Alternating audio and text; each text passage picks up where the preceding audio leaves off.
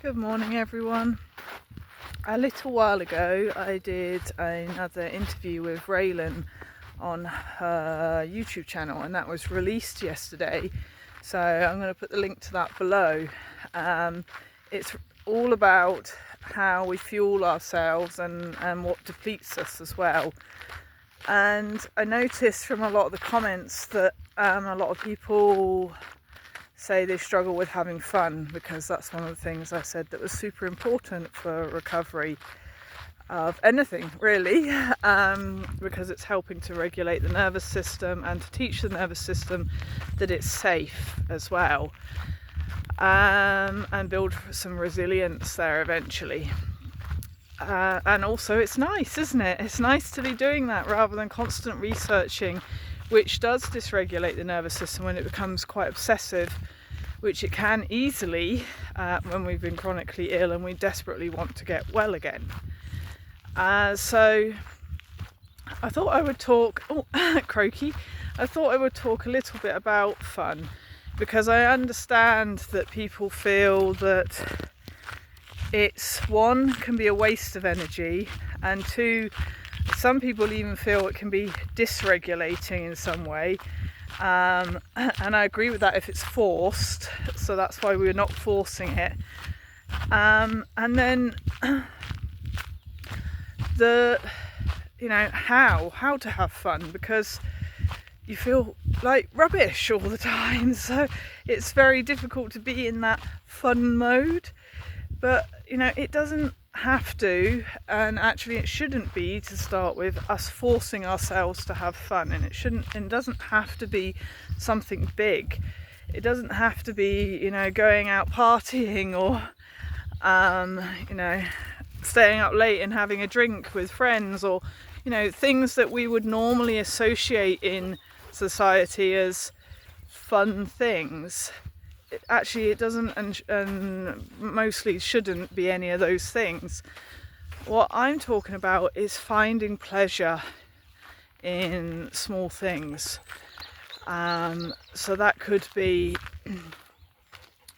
watching the clouds, finding a heart-shaped stone or leaf, smelling flowers, just watching the world go by outside, touching your fluffy duvet and really appreciating how it feels.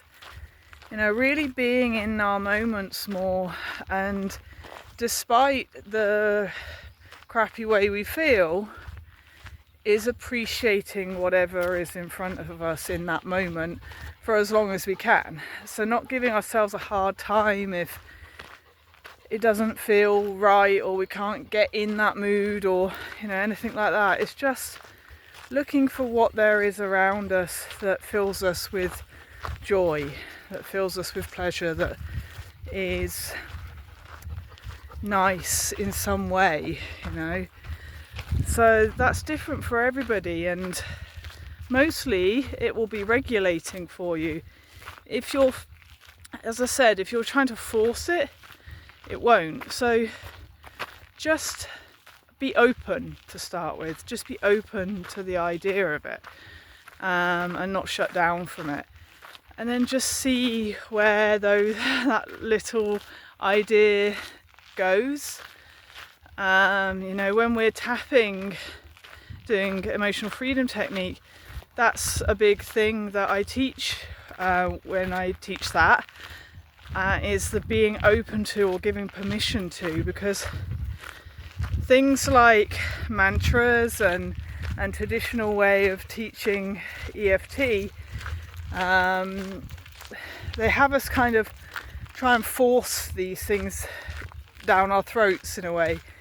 If we say it 100 times, we'll eventually believe it. Well, I can tell you, I did those things 1,000 times and I never believed it. And for most people, what it's doing is actually creating more frustration and separation from ourselves, trying to force this kind of positivity into us. So what I'm always doing with the tapping, and what I'm doing with any practice that doesn't feel right is being open or giving permission. So when you're tapping, you're saying those things like, I am open to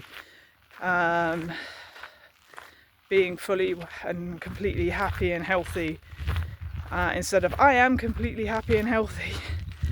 And then with this kind of thing, you can just say that to yourself, or you can put your hand on your heart and just feel it. I'm open to this. I'm open to things changing. I'm open to finding some joy in the day. I'm open to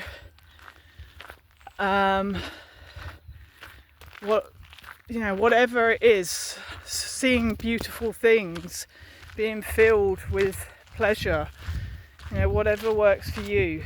And just being open to that sends a powerful message to the subconscious mind that we want to move in that direction. So it's not, when I talk about having fun, yes, you can sit and you can watch a comedy, and you can do all these lovely things that apparently other people are doing to have fun, but that's not really what I was getting at. What I was getting at was finding pleasure. So probably I used the wrong words.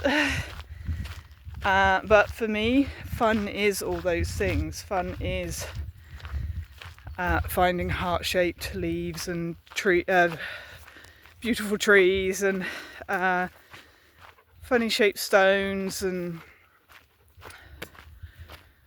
spending time just interacting with nature. That is fun. That is enjoyable.